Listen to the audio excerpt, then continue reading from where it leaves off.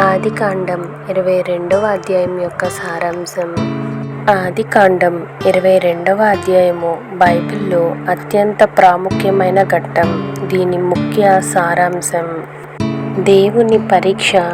దేవుడు అబ్రహాము విశ్వాసాన్ని పరీక్షించడానికి అతనికి ఎంతో ఇష్టమైన ఏకైక కుమారుడైన ఇస్సాకును మోరియా దేశంలోని ఒక పర్వతంపై దహన బలిగా అర్పించమని కోరతాడు.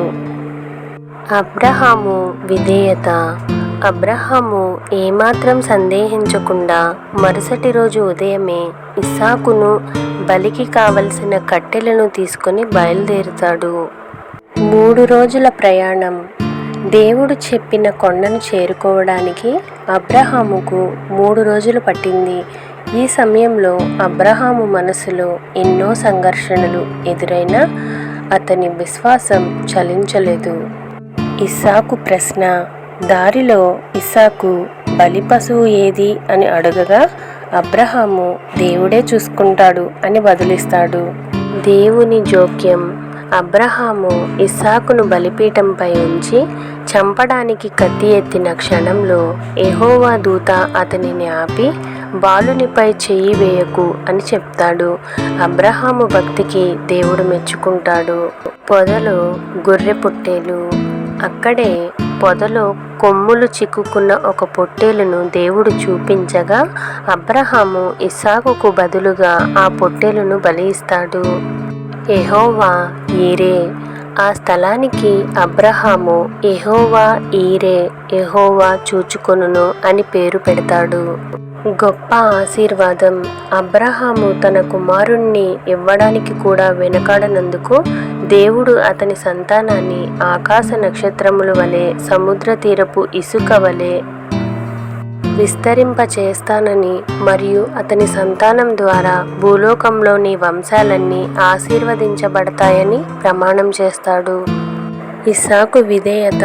కేవలం అబ్రహాము విశ్వాసమే కాకుండా ఇస్సాకు విధేయత కూడా ఇక్కడ కనిపిస్తుంది.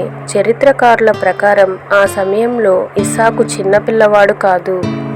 తండ్రిని ఎదిరించగల వయసున్న యువకుడు. అయినా తండ్రి ఆజ్ఞకు, దేవుని సంకల్పానికి తనను తాను అప్పగించుకున్నాడు. మోరియా పర్వతం ప్రాముఖ్యత. ఇస్సాకును బలి ఇవ్వబోయిన ఈ మోరియా పర్వత ప్రాంతంలోనే భవిష్యత్తులో రాజైన సొలొమోను ప్రసిద్ధ యెరూషలేము దేవాలయాన్ని నిర్మించాడు. మెస్సియా, యేసుకు ముంగుర్తు. ఈ అధ్యాయాన్ని క్రైస్తవ గ్రంథకర్తలు యేసుక్రీస్తు శిలువ త్యాగానికి ప్రవచన రూపంగా చూస్తారు. తండ్రి తన ఏకైక కుమారుణ్ణి బలి ఇవ్వడం, ఇస్సాకు మోరియా కొండపైకి బలి కట్టెలను మోసుకుపోవడం, యేసు శిలువ మోయడం, 3వ రోజున ఇస్సాకు సజీవంగా తిరిగి రావడం, పునరుద్ధానం దీనికి సూచనలుగా భావిస్తారు. ఆరాధన భావన. అబ్రహాము ఇస్సాకును బలి ఇవ్వడానికి తీసుకువెళుతూ తన సేవకులతో మేము అక్కడికి వెళ్ళి ఆరాధన చేసి తిరిగి వస్తాము అంటాడు. బైబిల్లో ఆరాధన అనే పదం ప్రాముఖ్యంగా వాడబడిన మొదటి సందర్భాల్లో ఇది ఒకటి. ఇక్కడ ఆరాధన అంటే పాటలు పాడడం కాదు, దేవుని కోసం అత్యంత ప్రియమైన దాన్ని త్యాగం చేయడం. మొదటిసారి ప్రేమ ప్రస్తావన. బైబిల్ గ్రంథం మొత్తంలో ప్రేమ అనే పదం మొదటిసారిగా ఈ అధ్యాయంలోనే కనిపిస్తుంది. తండ్రికి కుమారునిపై ఉన్న ప్రేమను తెలపడానికి దేవుడు ఈ పదాన్ని ఉపయోగించాడు. దేవుని గుణలక్షణం. ఈ ఘట్టం ద్వారా దేవుడు నరబలులను కోరుకునేవాడు కాదని, కేవలం హృదయపూర్వక విధేయతను మాత్రమే ఆశిస్తాడని స్పష్టమవుతుంది. నాహోరు వంశావళి. ఈ అధ్యాయం చివరిలో అబ్రహాము సోదరుడైన నాహోరు కుటుంబ వివరాలు ఉంటాయి. ఇక్కడే భవిష్యత్తులో ఇస్సాకు భార్య కాబోయే రిబ్కా గురించిన మొదటి ప్రస్తావన వస్తుంది. అధ్యాయం యొక్క ముగింపు. ఈ అధ్యాయం అబ్రహాము యొక్క అచంచలమైన విశ్వాసానికి మరియు దేవునిపై ఆయనకున్న భయభక్తులకు నిదర్శనం.